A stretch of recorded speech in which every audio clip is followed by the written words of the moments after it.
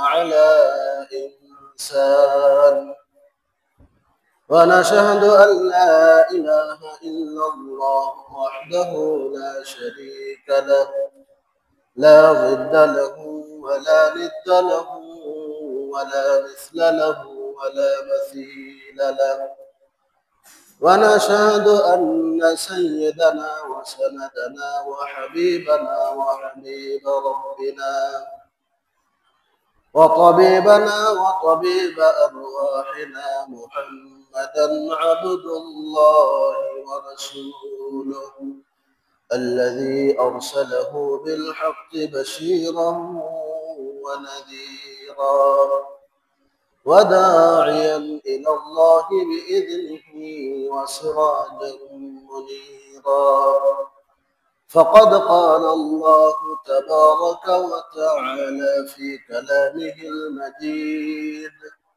وفرقانه الحميد أعوذ بالله من الشيطان الرجيم بسم الله الرحمن الرحيم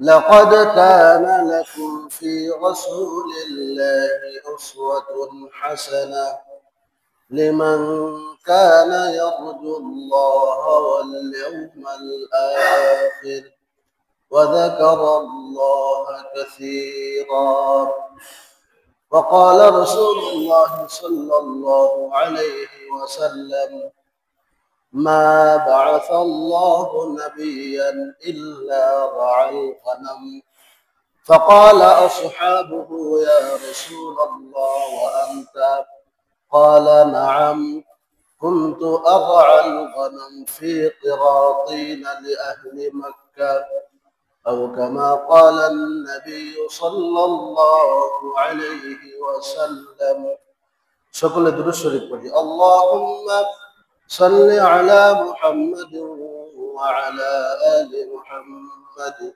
كما صليت على إبراهيم وعلى آل إبراهيم إنك حميد مجيد اللهم بارك على محمد وعلى آل محمد كما باركت على إبراهيم وعلى آل إبراهيم إنك حميد مجيد الحمد لله الله رب العالمين শাহী দরবারে লাখো কোটি শুকরিয়া যে মহান রব্বুল আলামিন আমাদের সকলকে রবিউল আউয়াল মাসের তৃতীয় জুমায় দুনিয়ার সকল কাজকর্ম থেকে ফারেক করে জুমার 2 রাকাত ফরজ নামাজ আদায় করার উদ্দেশ্যে আগে ভাগে মসজিদে আসার তৌফিক দিয়েছেন সেই মহান রব্বুল আলামিনের দরবারে শুকরিয়া জ্ঞাপন করি আলহামদুলিল্লাহ দুরুদ ও সালাম পেশ করছি মানবতার মুক্তির দূত জনাবে মুহাম্মদুর রাসূলুল্লাহ সাল্লাল্লাহু আলাইহি ওয়াসাল্লামের উপর যাকে আল্লাহ পাক রব্বুল আলামিন সর্বোত্তম চরিত্রের অধিকারী এবং সর্বোত্তম অনুকরণীয় অনুসরণীয় মানব হিসেবে এই দুনিয়ার বুকে প্রেরণ করেছিলেন সকলে বলি সাল্লাল্লাহু আলাইহি ওয়াসাল্লাম তো আমি সূরাতুল আহজাবের 21 নম্বর আয়াত তেলাওয়াত করেছি এবং রাসূলুল্লাহ সাল্লাল্লাহু আলাইহি ওয়াসাল্লামের হাদিস শরীফের তিরমিজি শরীফের 2155 নম্বর হাদিস আমি তেলাওয়াত করেছি তো এই আয়াত এবং হাদিসে আল্লাহ তাআলা রাসূলকে এই দুনিয়ার বুকে প্রেরণ করেছেন তাকে সকল মানুষের জন্য কিয়ামত পর্যন্ত এবং অনুসরণীয় এবং অনুকরণীয় একজন মানুষ হিসেবে চলে বলেন ঠিক না তো এজন্য সূরাতুল আহজাবের 21 নম্বর আয়াত এটা আল্লাহ রাসূলের সর্বশ্রেষ্ঠ মানব হওয়ার পিছনে একটি দলিল আল্লাহ পাক রব্বুল আলামিন সূরাতুল আহজাবের 21 নম্বর আয়াতে ইরশাদ করেন লাকাদ কানা লাকুম ফি রাসূলিল্লাহি উসওয়াতুন হাসানাহ হে মানব সকল তোমরা শুনে রাখো লিমান কানা ইয়ারজুল্লাহ ওয়াল ইয়াউমাল আখির যারা আল্লাহ এবং আখিরাতের প্রতি বিশ্বাস স্থাপন করো তোমাদের জন্য রাসূলের জীবনের মধ্যে রয়েছে উত্তম আদর্শ সুবহানাল্লাহ এজন্য এই পৃথিবীর ইতিহাসে যত মানব এই দুনিয়া আগমন করেছেন তার মধ্যে উত্তম আদর্শ এবং উত্তম চরিত্রের সর্বোৎকৃষ্ট পর্যায়ে আরোহণ করেছিলেন আমার আপনার প্রিয় নবী জনাব মুহাম্মদ রাসূলুল্লাহ সাল্লাল্লাহু আলাইহি ওয়াসাল্লাম। তো আমরা ধারাবাহিকভাবে সিরাত থেকে আলোচনা শুনতেছিলাম। তো আমরা আজকে রাসূলের শৈশব জীবন, যুবক বয়স এবং নবুওয়াত প্রাপ্তির যে সূচনা এ সম্পর্কে আমরা জানবো ইনশাআল্লাহ। রাসূলুল্লাহ সাল্লাল্লাহু আলাইহি ওয়াসাল্লামকে আল্লাহ তাআলা যেহেতু জাহিল যুগে প্রেরণ করেছিলেন, শিরকের সময় আল্লাহ রাসূলকে প্রেরণ করেছিলেন। মক্কাবাসী তারা আল্লাহ তাআলাকে বিশ্বাস করত, আখিরাতকে বিশ্বাস করত, কিন্তু শয়তানের ধোঁকায় পড়ে পূর্ববর্তীদের মূর্তি পূজা করার নামে মূর্তি পূজা এবং মুশরিকের দিকে শয়তান তাদেরকে ধাবিত করেছিল। নাউযুবিল্লাহ। এজন্য শয়তানের চক্রান্তকে আল্লাহ তাআলা যুগে যুগে সে নবীদেরকেও ধোঁকা দিয়েছে, রাসূলদেরকেও ধোঁকা দিয়েছে, বড় বড় আলেমদেরকেও কি করেছে? ধোঁকা দিয়েছে। এজন্য আমি আপনি তো তার কাছে কিছুই না, ঠিক না? সে নবীদের যুগ পার করে আসছে। আদম আলাইহিস সালাম থেকে নিয়ে রাসূল সাল্লাল্লাহু আলাইহি সাল্লাম পর্যন্ত হাদিস শরীফ আসছে মিশকাত শরীফে 2 লক্ষ অথবা কোন 2,24,000, কোন বর্ণনা আসছে 1,24,000। তো অসংখ্য, এর দ্বারা উদ্দেশ্য অসংখ্য নবীকে, সে নবীদের যুগ পার করে কি আসছে। তো তার ধোঁকা স্বরূপ সে মক্কার যারা মুশরিক ছিল তারা প্রথমে আল্লাহ তাআলাকে বিশ্বাস করত, ইব্রাহিম আলাইহিস সালামকে বিশ্বাস করত, ইসমাইল আলাইহিস সালামকে বিশ্বাস করত, ঈসা আলাইহিস সালামকে বিশ্বাস করত। কিন্তু তারা চিন্তা করলো যে আমরা আমাদের পূর্বপুরুষের ওসিলা দিয়ে আল্লাহ তাআলার কাছে দোয়া করব। শয়তান তাদেরকে ধোঁকায় ফেললো, যদি তোমাদের পূর্বপুরুষদের না দেখে আন্দাজে যদি দোয়া করো তাহলে ওই দোয়া আল্লাহ তাআলার দরবারে কবুল হবে না। নেক্সট সূরাতে ধোঁকা দিয়েছে। তো সেখান থেকে মূলত মূর্তি পূজা শুরু হয়। তো আল্লাহ রাসূল যেহেতু মক্কার মুশরিকদের মাঝে তাদের বংশ থেকে আল্লাহ রাসূলকে আল্লাহ তাআলা প্রেরণ করেছিলেন, এই জন্য তার অন্তরে যেন শিরকের লেশ মাত্র না থাকে, আল্লাহ তাআলার প্রতি অগাধ বিশ্বাস স্থাপন যেন তিনি করতে পারেন। এই জন্য আল্লাহ তাআলা 4 বার তার বক্ষ বিধারণ করে জমজমের পবিত্র পানি দিয়ে তার দিল কলিজা যেগুলো আছে এগুলা ধোয়ার ব্যবস্থা করে দিয়েছিলেন। সুবহানাল্লাহ। এখন যে ওপেন হার্ট সার্জারি, তাই না? এখন পুরা এখান থেকে গলা থেকে নিয়ে নাভি পর্যন্ত পুরাটাই কি করা হয়? ফেড়ে ফেলা হয় যাদের হার্টের প্রবলেম থাকে। তো এখান থেকে মূলত চিকিৎসা বিজ্ঞান তারা রাসূলের এই বক্ষ বিদারণ থেকে তারা শিখেছে। হযরত আবু হুরায়রা রাদিয়াল্লাহু তাআলা আনহু বলেন, রাসূলের শরীর থেকে যখন কাপড় সরে যেত আমি স্পষ্টভাবে তার বক্ষ বিদারণের ওই সেলাই আমি স্পষ্টভাবে দেখতে পেতাম। সুবহানাল্লাহ। তো আল্লাহ রাসূলের সেলাই করেছিল। আল্লাহ রাসূল যখন শৈশবে ছিলেন তার দুধ ভাই হযরত আব্দুল্লাহ রাদিয়াল্লাহু তাআলা আনহা, হযরত হালিমাতুস সাদিয়া রাদিয়াল্লাহু তাআলা আনহার সন্তানের সঙ্গে তিনি বকরি চড়াচ্ছিলেন। এমত অবস্থায় সাদা পোশাক পরিহিত কিছু লোক এসে আল্লাহ রাসূলকে শোয়ায় ফেলে আল্লাহ রাসূলের সিনা মোবারক চাক করে সেখান থেকে দিল, হার্ট এগুলা বের করে একটা পাত্রের উপরে, জান্নাতি একটি পাত্রের উপরে রেখে জমজম কূপের পানি দিয়ে সেগুলোকে সুন্দরভাবে পরিষ্কার করে দেন। সুবহানাল্লাহ। এই দৃশ্য যদি কোনো বাচ্চা দেখে তাহলে তার একদিনকে আমার একদিন, ঠিক কিনা? তার কান দেখা যাবে না, এত দ্রুত গতিতে সে দৌড়ে গিয়ে হালিমাতুস সাদিয়া রাদিয়াল্লাহু তাআলা আনহার কাছে গিয়ে বলল, হে আম্মা, আমার ওই কুরাইশি দুধ ভাইকে কিছু সাদা পোশাক পরিহিত লোক এসে শোয়ে তার সিনা চাক করে সেখান থেকে তারা হাত বের করে সেগুলো একটা পাত্রের উপরে রেখেছে। যেহেতু অপর একজনের কাছ থেকে দুধ খাওয়ানোর জন্য পরের ছেলে ছিলেন মুহাম্মদ রাসূলুল্লাহ সাল্লাল্লাহু আলাইহি ওয়াসাল্লাম, এজন্য হালিমাতুস সাদিয়া ভয়ে কাঁপতে কাঁপতে ওই ময়দানে গিয়ে তিনি দেখতে পেলেন রাসূল তিনি সব অবস্থায় দাঁড়ানো আছেন, কিন্তু ছোট হওয়ার কারণে তিনি যে নবী হবেন, নবুয়ত পাবেন এটা তখনই তিনি জানতেন না। এই জন্য তার চেহারার ভিতরে একটি ভয়ের ছাপ রয়েছে। সুবহানাল্লাহ। এখান থেকেই মুফাসসিরিনে কেরাম বলেছেন যে আল্লাহ রাসূলের মোট 4 বার তার বক্ষ বিদারণ হয়েছে। একবার যখন আল্লাহ রসুলের বয়স 6-7 বছর, একবার যুবক বয়স 25-30 বছর, এরপর নবুয়তের সময় আর একবার হলো আল্লাহ রসুল যখন মিরাজে গমন করেন, এই 4 বার। আল্লাহ তাআলা তার কুফরির এবং শিরকের পারিপার্শ্বিকতার কারণে যেন আল্লাহ রসুলের অন্তরে কোনো ধরনের শিরকের কালিমা মাত্র না থাকে, এজন্য এক্সট্রা একটি কারিকুলাম হিসেবে আল্লাহ তাআলা তার বক্ষ বিধারণ করে জমজমের পবিত্র পানি দিয়ে ধোয়ার ব্যবস্থা করে দিয়েছিলেন। সুবহানাল্লাহ। এরপর যখন আল্লাহ রসুল তিনি কৈশোরে উপনীত হলেন, 15 বছর বয়স হলো, এইভাবে আস্তে আস্তে যখন যুবকের দিকে ধাবিত করছেন, মক্কার মুশরিকরা তখন তাদের ব্যবসার প্রচলন ছিল, তারা সকলে ব্যবসা কাজে নিমজ্জিত ছিল। আল্লাহ রসুলও তিনি প্রাথমিকভাবে একজন সৎ ব্যবসায়ী ছিলেন। কি ছিলেন? কিন্তু আমাদের ব্যবসায়ীদের মধ্যে এখন ডিজিটাল মোডাল যে ডিজিটাল যে মাপার যন্ত্র রয়েছে, তার মধ্যেও জালিয়াতি। ওর মধ্যে পয়েন্ট কিভাবে করে রাখে যে অটোমেটিক্যালি কি ওজন কম সেখানে অটোমেটিক্যালি হবে। আর যদি দাড়ি পাল্লা হয় তাহলে ওর নিচে কয়টা যে বাটকারা থাকবে, আর যদি ধানের দাড়ি পাল্লা হয় তাহলে তো কথাই নেই। চিল্লায় বলে ঠিক কিনা? আল্লাহ রসুল ছিলেন একজন সৎ ব্যবসায়ী। যদি কোনো ব্যক্তি ওজন কম দেয়, আল্লাহ রসুল বলেন কিয়ামতের দিন লোহার চিরুনি দিয়ে গোশত তার শরীর থেকে আলাদা করে যার ওজনে কম দিয়েছে ওই ব্যক্তির ওই কমটা পূরণ করা হবে। নাউজুবিল্লাহ। এই জন্য আল্লাহ তাআলা আমাদের সকলকে সৎভাবে ব্যবসা করার তৌফিক দিন। সকলে বলি আমিন। আল্লাহ রসুল বলেছেন আত-তাজিরু সাদুকুল আমিন মা'আন নাবিয়িনা ওয়াস সিদ্দিকিনা ওয়াশ শুহাদা। যারা নেকভাবে ব্যবসা করবে, সৎভাবে ব্যবসা করবে, ব্যবসায় কোনো ধোঁকাবাজি করবে না, আল্লাহ তাআলা কিয়ামতের ময়দানে নবী, শহীদ এবং সালেহীনদের সাথে তার হাসরের ব্যবস্থা আল্লাহ তাআলা করে দিবেন। সুবহানাল্লাহ।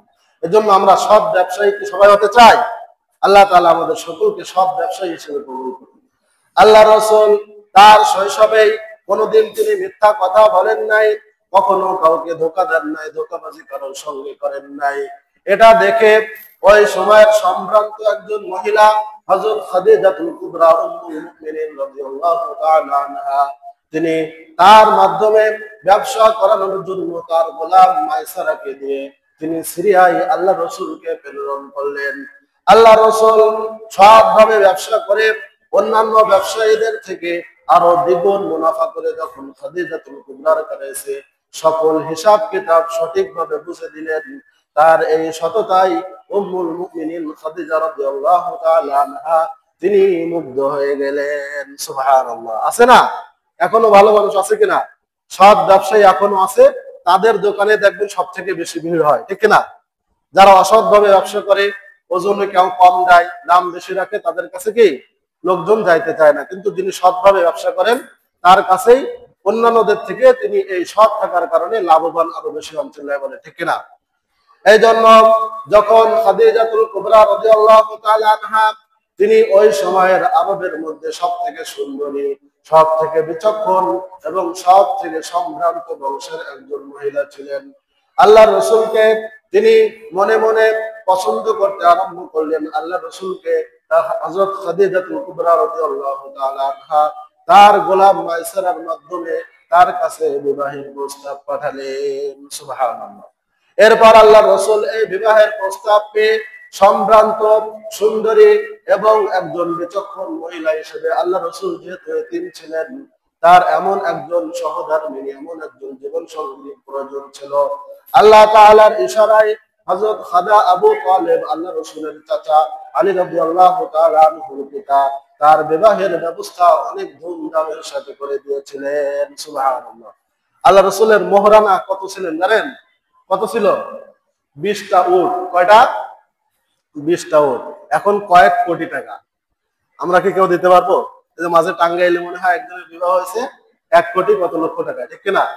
তো মোহরানা এটা শরীয়তের বিধান হলো প্রত্যেক ব্যক্তির তার সামর্থ্য অনুযায়ী মোহরানা দিবে। অনেকে অনেক কম দেয়, আবার অনেক মেয়ে পক্ষ ছেলে পক্ষের উপরে জোরাজুরি করে। এটা আসলে কিনা ঠিক না। নিজ ইচ্ছায় ছেলে মোহরানা যতটুকু দিতে পারবে ততটুকুই কি নিতে হবে। এজন্য আল্লাহ তাআলা আমাদেরকে এই মোহরানার ব্যবস্থা করে দিয়েছেন নারীদের সম্মানার্থে। আল্লাহ রসুলের সঙ্গে খাদিজাতুল কুবরা রাদিয়াল্লাহু তাআলা আনহার যখন বিবাহ হলো, আল্লাহ রসুল টকবকে যুবক, 25 বছর বয়সের একজন টকবকে যুবক। আর খাদিজা রাদিয়াল্লাহু তাআলা আনহার বয়স ছিল তখন 40 বছর। কত? 40। তাহলে অনেকে বলতে চায় আল্লাহ রসুল নারী লোভী ছিলেন, নাউযুবিল্লাহি মিন যালিক। সব থেকে আল্লাহ রসুল তিনি পবিত্র ছিলেন, এর অন্যতম দিক যেটা আমরা বলতে পারি, আল্লাহ রসুল খাদিজাতুল কুবরা রাদিয়াল্লাহু তাআলা আনহা যতদিন জীবিত ছিলেন অন্য কোন নারীকে তিনি বিবাহ করেন নাই। আর পরবর্তীতে যাদেরকে বিবাহ করেছিলেন সবগুলা আল্লাহ তাআলার নির্দেশে দ্বীন প্রচারের স্বার্থে। যদি আল্লাহ রসুলের সহধর্মিণী একজন হতো তাহলে দ্বীন, মহিলার সংক্রান্ত যে দিনগুলা রয়েছে, শরীয়তের বিধান রয়েছে, এগুলা এত বিন্যস্ত ভাবে পৌঁছানো আমাদের পর্যন্ত এটাকে সহজ হতো নাকি কঠিন হতো? কি হতো?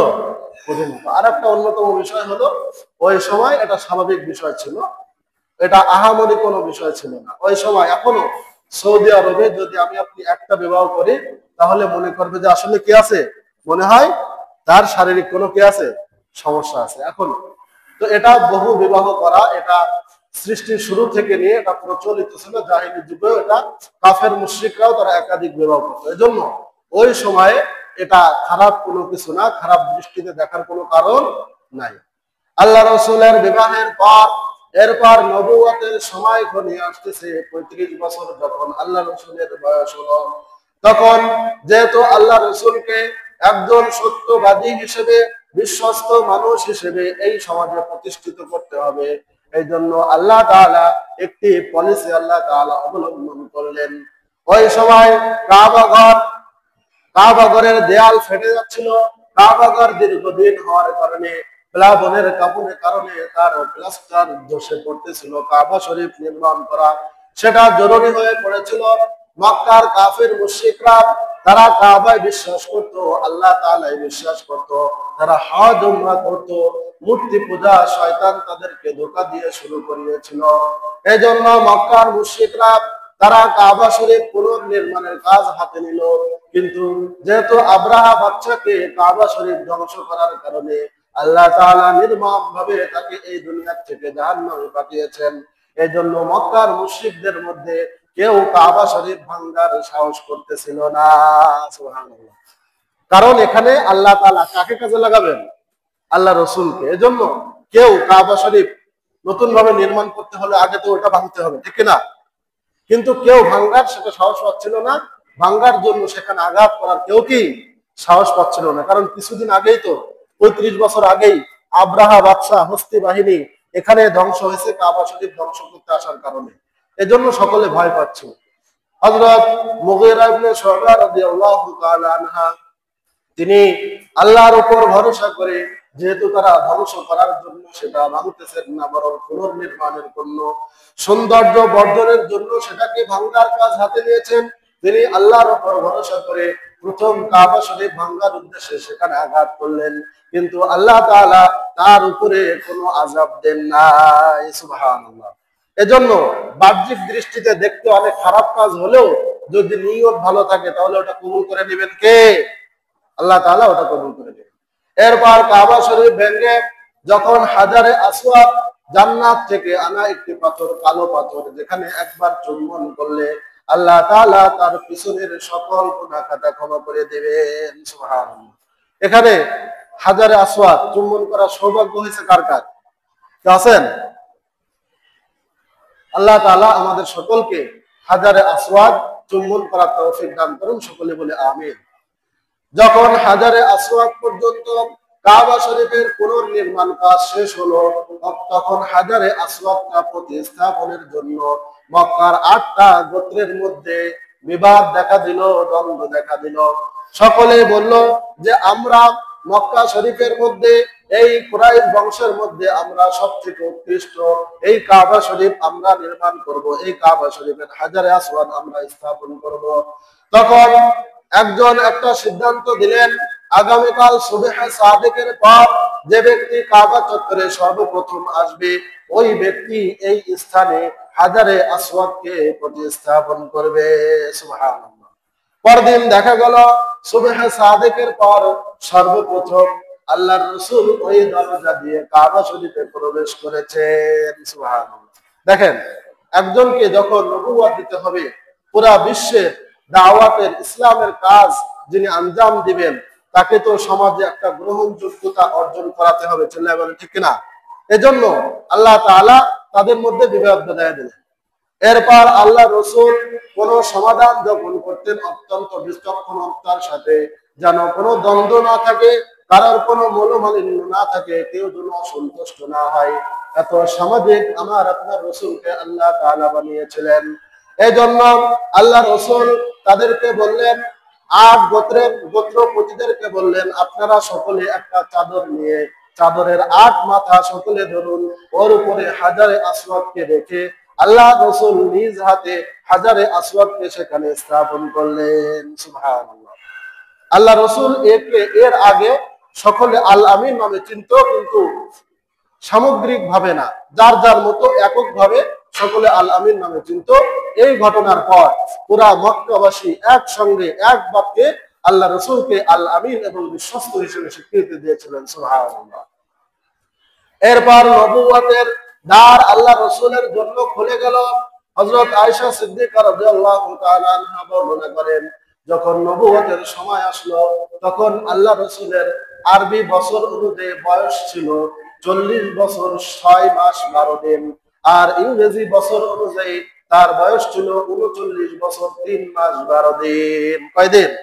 যেহেতু আরবি বছর, এটা হলো বছরে 10 দিন কম ইংরেজি বছরের থেকে। খেয়াল করছেন কেউ? কারণ আরবি বছর হয় 29 অথবা 30, 31 কি হয়? হয় না।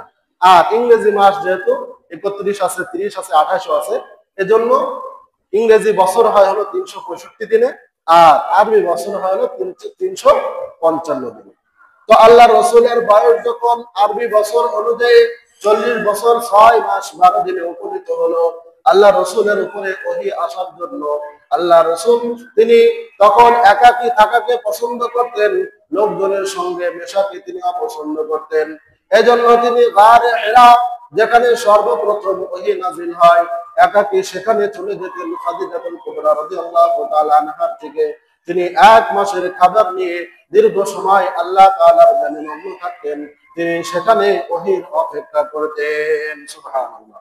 ওহী আল্লাহ রসুলের উপরে যেভাবে নাজিল হয়েছে, এত কষ্টকর ভাবে, যেটা আসলে আমি আপনি শুনলে আল্লাহ রসুলের প্রতি মহাব্বত এবং ভালোবাসা আমাদের অন্তরে এমনি চলে আসবে, ঠিক না? যখন আল্লাহ রসুলের উপরে প্রথম ওহী নাজিল হলো, তখন জিবরিল আমিন আল্লাহ রসুলের কাছে এসে বললেন, ইয়া মুহাম্মদ ইকরা, হে মুহাম্মদ আপনি পড়ুন। আল্লাহ রসুল বললেন, মা আনা বিকারিইন, আমি তো পড়তে পারি না, আমি কারোর কাছ থেকে পড়ালেখা আমি শিখি নাই, কারণ আমার শিক্ষক হলেন একজন। চিল্লায় বলেন তিনি কে? আল্লাহ তাআলা যেহেতু তাকে নিজে নির্বাচন করেছেন, এজন্য দুনিয়ার কোন মানুষের থেকে আল্লাহ রসুলের শিক্ষা আর গ্রহণ আল্লাহ তাআলা করেন নাই। জিবরাইল আলাইহিস সালাম এসে বললেন, ইকরা, আল্লাহ রসুল বললেন, মা আনা বিকারিইন, আমি তো পড়তে পারি না। এরপর জিবরাইল আলাইহিস সালাম আল্লাহ রসুলকে তার বুকের সঙ্গে অনেক জোরে চেপে ধরলেন।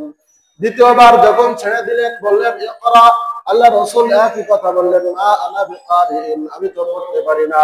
এরপর দ্বিতীয়বার আবার চেপে ধরে যখন ছেড়ে দিলেন, আল্লাহ রসুলকে বললেন ইকরা, আল্লাহ রসুল বললেন, মা আনা বিকারিইন। এরপর তৃতীয়বার অনেক জোরে আল্লাহ রসুলকে যখন জিবরাইল আলাইহিস সালাম তার বুকের সঙ্গে চাপ দিলেন, এরপর ছেড়ে দেওয়ার পর আল্লাহ রসুল বললেন, ইকরা বিসমি রাব্বিকাল্লাযী খালাক, খালাকাল ইনসানা মিন আলাক, ইকরা ওয়া রাব্বুকাল আকরামুল্লাযী আল্লামা বিল কলম, আল্লামাল ইনসানা মা লাম ইয়ালাম। আল্লাহ তাআলা এই সূরার 5 আয়াত প্রথমে যখন নাজিল করলেন, তখন এই কোরআনের শুরু হয়েছে শব্দ দিয়ে। সেই শব্দটার নাম কি? ইকরা। কি? ইকরা। এজন্য দ্বীন শিক্ষার বিকল্প কোনো কিছু কি আছে? আল্লাহ তাআলা কোরআন নাজিল শুরু করেছেন পড়ো। কি?